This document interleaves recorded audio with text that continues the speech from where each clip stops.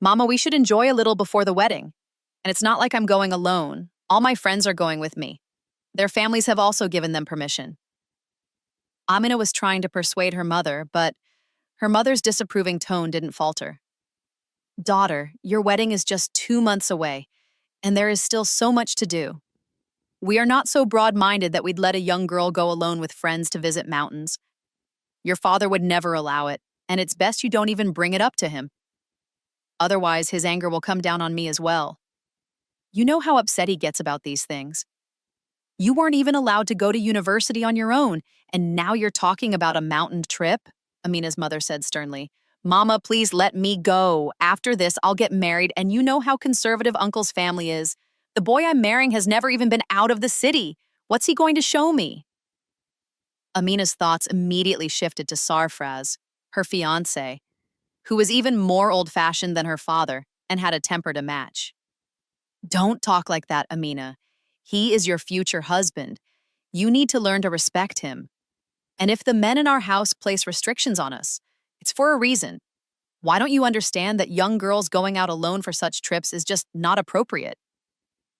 Her mother firmly ended the discussion, taking one last look at the clothes prepared for the wedding. Amina's wedding was just 2 months away, and both families were busy preparing with great enthusiasm. She was going to live with her uncle's family after the wedding. But 2 days earlier, her friends had come to visit her and told her about their plan to go on a week-long picnic to the mountains. All of them had received permission from their families because they came from more liberal households. But Amina's house wasn't like that. Her family had strict rules, and her father had to approve every decision. Most of the time, her father would simply say no. That's why her friends hadn't initially included her in their plan. But Amina's heart longed to go, and now she was trying to persuade her mother, even though she knew it was highly unlikely.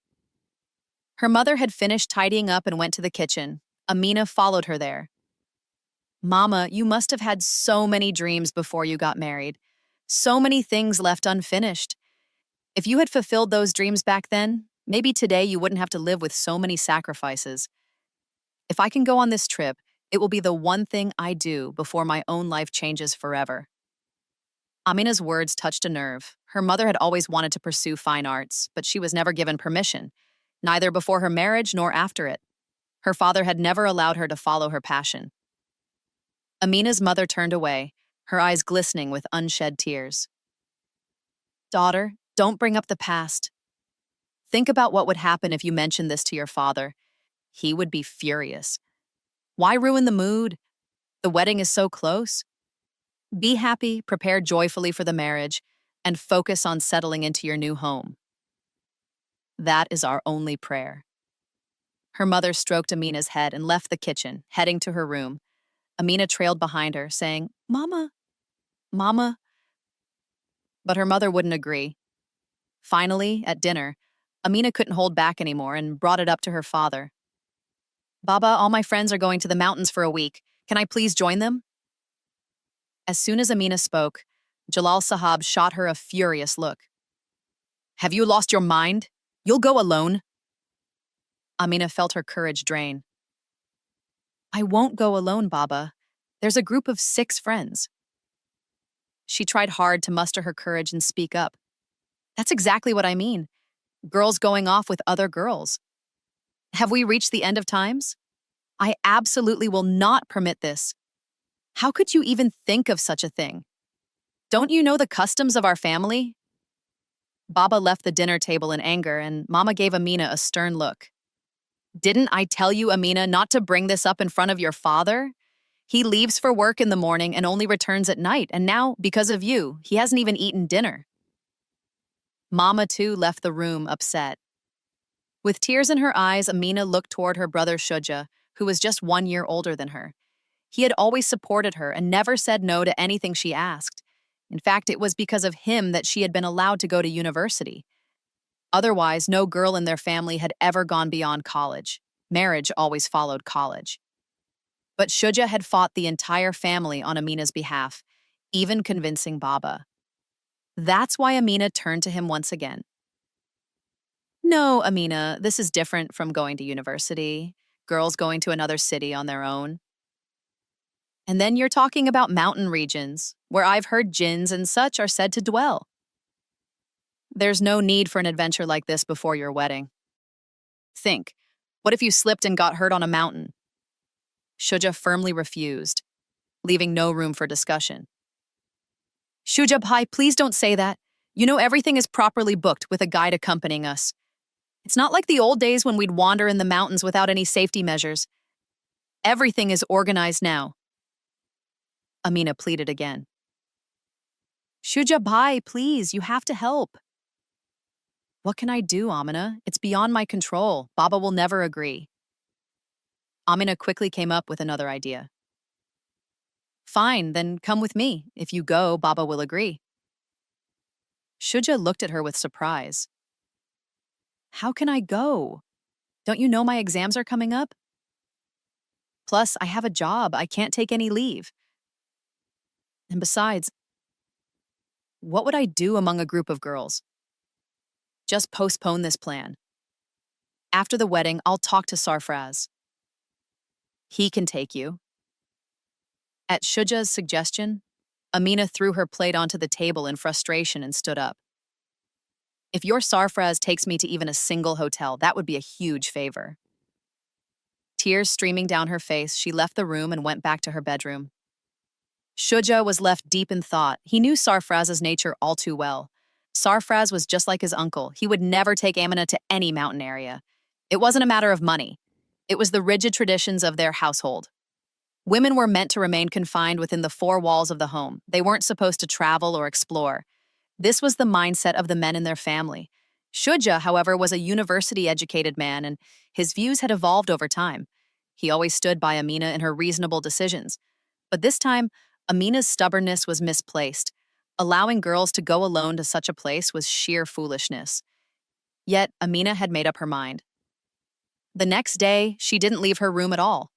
She didn't eat or drink the entire day, lying on her bed crying. Baba and Mama ignored her behavior, but Shuja couldn't bear to see his only sister in such a state. By nightfall, he finally decided to visit her room. Amina, what happened? Shuja asked, trying to comfort her. I'll take you later, I promise. I just don't have any leave right now. If you can't go, then at least arrange for me to go, Amina pleaded. I have to go. I need to go with my friends. She started crying like a child. Shuja hugged her and said, Okay, I'll figure something out. But promise me you'll take care of yourself and your dignity.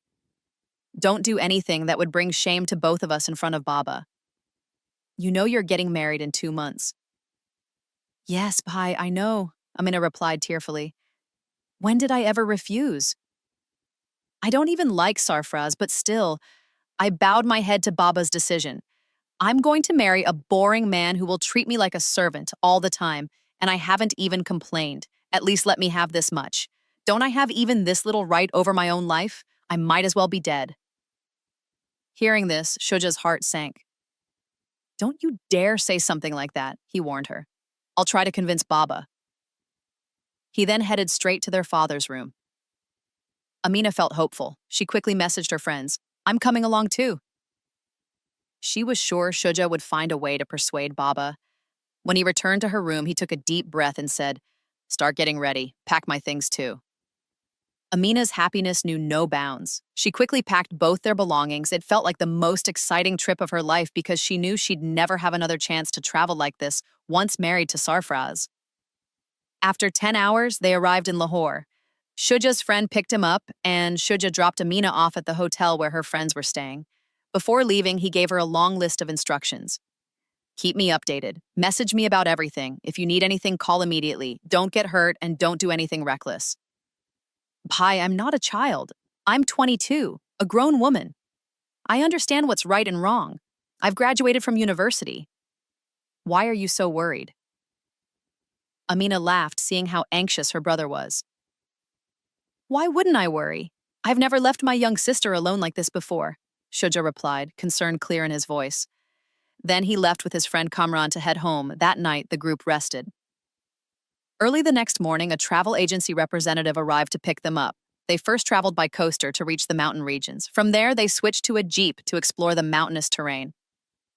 Half the day passed unnoticed until they reached a beautiful mountain spot. After getting off the coaster, they took a jeep and ascended to a hilltop. It was a small hill, but from the top they could see the entire area. They were having a great time, laughing, admiring the lush green trees and the scenic trails. Amina felt as if she had stepped into paradise. She and Aram wandered ahead, chasing a squirrel through the woods.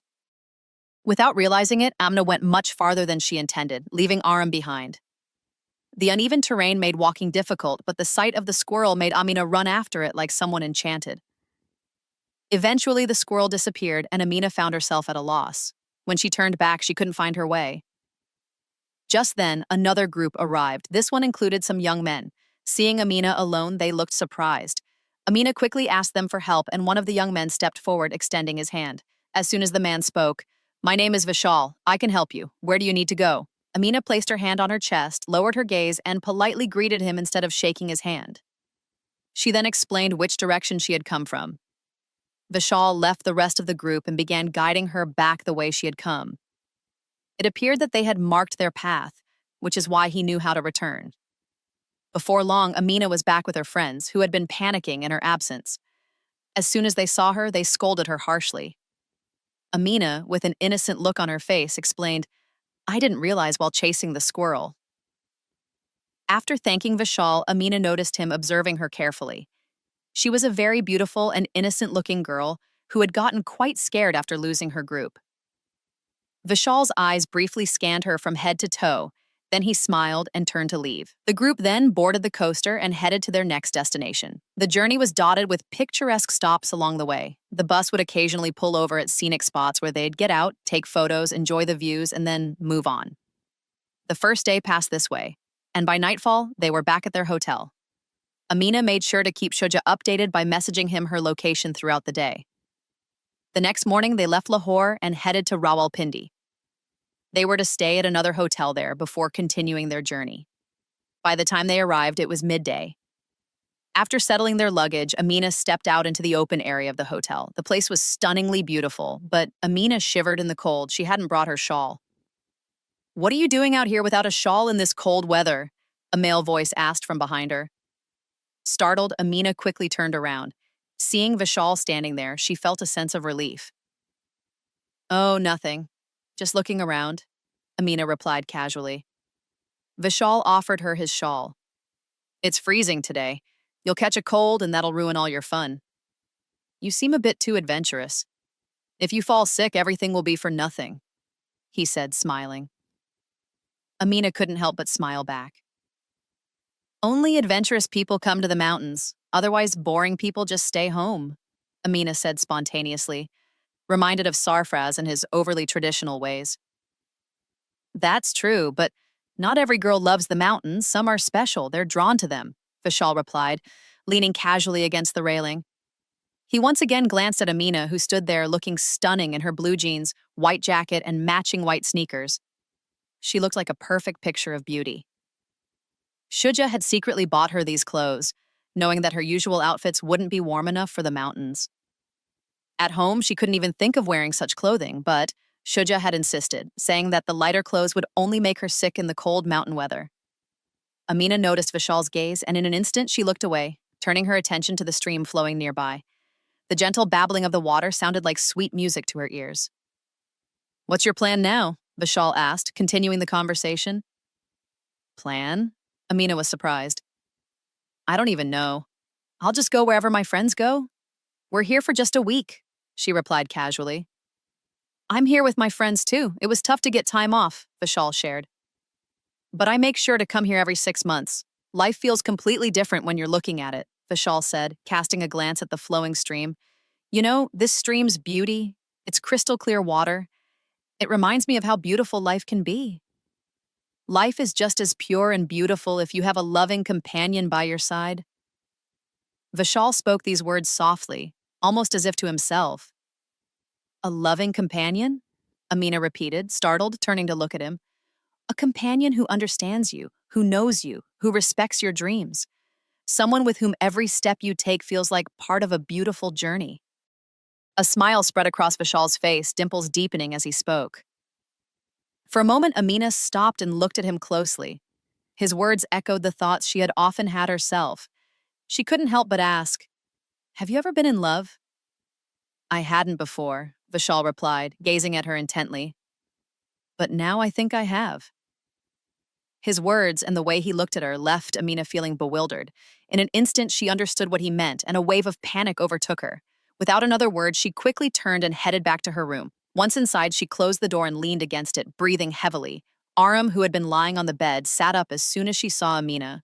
"What's gotten into you now? We just had such a long trip. Take a break before you head out again." "But no, you have wheels under your feet. You just have to keep going. Come here before you catch a cold," Aram said, motioning for her to come sit under the blanket.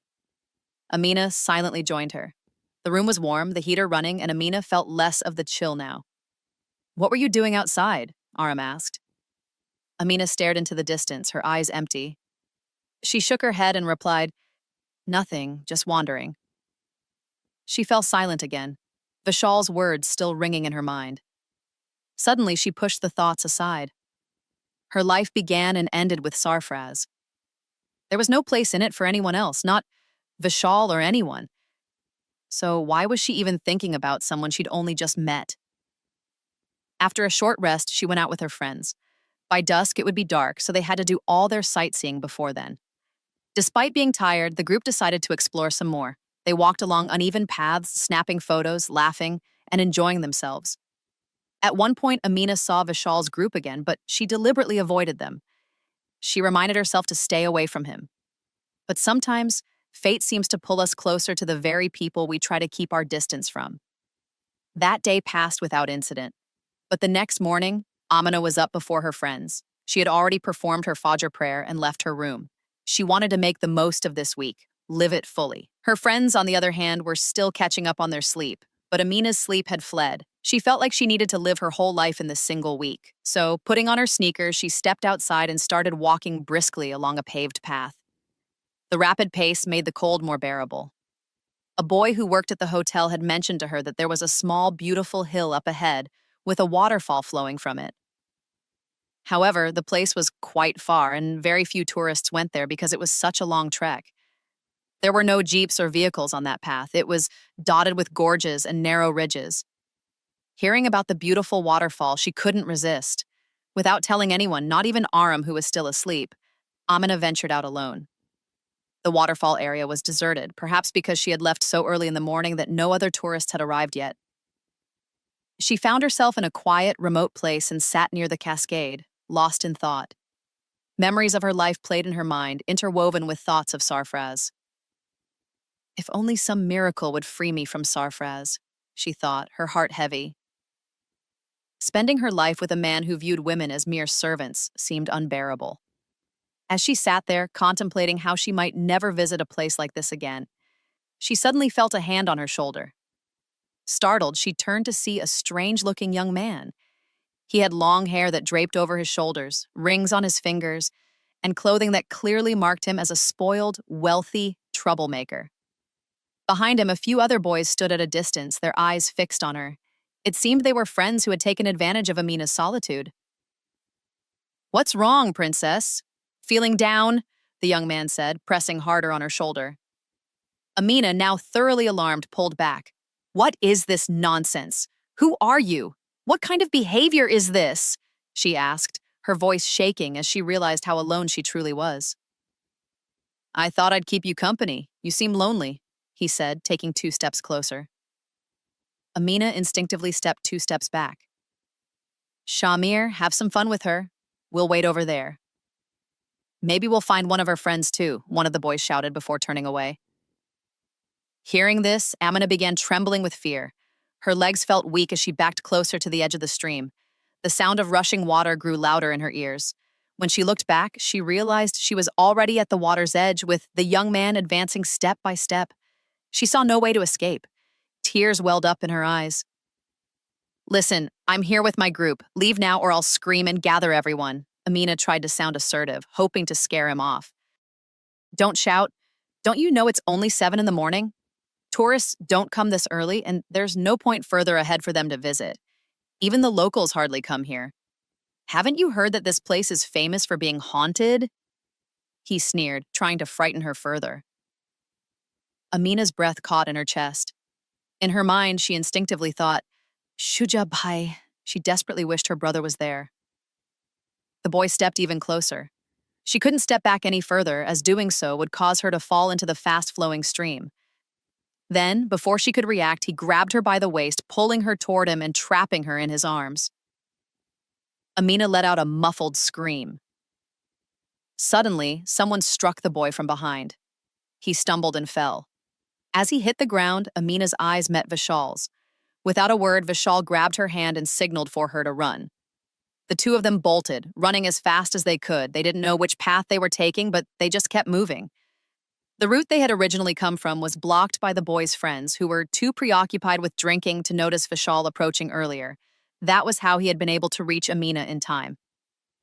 Vishal explained to Amina that he had taken her through another route to get them out. After running for quite a while, they reached a completely different area. Along the way, they had crossed a makeshift bridge and arrived at a small settlement. Finally stopping, Amina's chest heaved as she tried to catch her breath. "Are you out of your mind?" Vishal scolded her sharply. "Wandering off early in the morning to a place like that, don't you know there are as many shady people as tourists around here? God forbid something worse had happened." Amina, overwhelmed, started crying. "How was I supposed to know? My friends were still asleep, so I went out on my own. That boy and his friends seemed very wealthy, and I noticed they had weapons too. That's why I didn't take you back the way we came. If they'd caught us again, we wouldn't have gotten away. I'm no hero to get into fights with guys like that. We'll need to stay here for a while until they leave." That boy's head was bleeding. If he loses too much blood, it'll be a disaster, Vishal said, a new concern crossing his mind. If something happens to him, Amina shuddered at the thought. "Vishal, what if—" Her voice trembled. "Don't worry," Vishal reassured her. "No one saw us. We just need to figure out a way to get back. Once your friends realize you're missing, they'll start searching for you. You shouldn't have gone off like that." He kept scolding her, angered by her reckless behavior. Wandering alone in a strange place like that was far from wise. After a while, Amina suggested, "Let's go back now." Vishal checked his watch. It was almost 11. He realized that Amina's friends must be awake by now and would be looking for her. "All right," he agreed. As they began making their way back, Vishal suddenly stopped. In the distance, he saw police cars, ambulances, and the group of boys. "Amina, it looks like something's wrong," he said, his heart pounding. Amina froze too, her breath catching in her chest. "We shouldn't go that way. The police are there, and those boys saw me earlier." "You're certain they saw you?" Amina asked anxiously. "Yes," Vishal replied. "So we can't head back that way. Let's wait a little longer until all of this clears up." "But what about my friends? They'll be looking for me. I don't even have my phone," Amina said, growing more anxious. "I don't have mine either," Vishal admitted. "I saw you leave the hotel, but I was having breakfast at the time. After a while, I thought I'd follow you to see where you'd gone so early.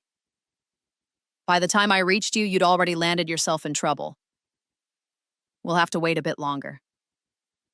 Vishal and Amina went back to the small roadside tea stall where they had been waiting. They remained oblivious to the chaos that was unfolding behind them. Back at the hotel, Amina's friends had noticed her absence and couldn't find any sign of her nearby. They immediately called Shuja to inform him. Without wasting a moment, Shuja jumped into his car and drove several hours to the hotel. But Amina was nowhere to be found. Her friends and Shuja searched every corner, but there was no trace of her. Her phone was still in the hotel room, and no one had seen her for hours. Shuja was utterly distraught, scouring the area frantically for his sister. Little did anyone suspect that Amina and Vishal were on the other side of the valley, waiting for the danger to pass. As soon as Shuja received word that someone was injured near the waterfall, he rushed over. Upon arriving, he learned that a boy had been hurt. Shuja asked the boy's friends about Amina, and they claimed that a girl had fallen into the river. They explained that their friend had gone in after her to save her, which is how he ended up injured. This news shook Shuja to his core. Shamir's friends were convinced Amina had fallen into the river because Shamir was completely unconscious. They assumed he had gotten injured trying to save her. They had no idea that Amina had managed to escape or that Vishal had been involved. For Shuja, it felt like the sky had collapsed. The police had been called at his request, and a search for Amina began in the river's current. Meanwhile, several hours later, Vishal suggested that they should head back. As they started to return, heavy rain began to pour. The downpour was so intense that the bridge connecting the valleys was closed. Locals warned Vishal not to cross until the rain stopped, as the path was built over a deep ravine. If it collapsed, they would fall straight into the chasm. Amina, already frightened, stepped back in fear. Vishal, equally worried, began thinking of what to do. He had already spent hours with Amina and was now more concerned for her than himself. She was a young woman who had been missing for several hours. If her family found out, he couldn't imagine what would happen. Vishal decided to take the risk of crossing, but Amina refused, stepping back in fear. As evening approached, Shuja had no choice but to call home and inform the family. Divers announced that they had not found any trace of Amina. Her family was devastated. Jalal Sahab and the entire household were in shock, mourning what they believed was her death. The news even reached Sarfraz. After hours of searching, the police returned and announced that Amina was presumed dead. 2 days later, when Amina returned to the hotel with Vishal, she found that her friends had already left. It was only through great difficulty that Vishal managed to take her home. However, her father, seeing her with Vishal, immediately pushed her out the door, refusing to listen to her explanation. He believed that she had run away with Vishal. Left with no other choice, Vishal brought her to his home. Initially, his family reacted with outrage, but Vishal lied to them, claiming they were married. Reluctantly, his family accepted her. However, this created another problem. They weren't actually married. Amina, already distraught, caused a scene and Vishal had to calm her down. They quietly had a court marriage. Although Vishal's family's behavior towards Amina wasn't entirely welcoming, they managed to get by. A year passed and the distance between Vishal and Amina disappeared. Amina gave birth to a beautiful daughter. One day, unexpectedly, her father arrived at their door. Amina, who was gravely ill and longing for her father, found forgiveness in his eyes. Though he still had doubts about her story, he chose to let the past go. For Amina, that was enough.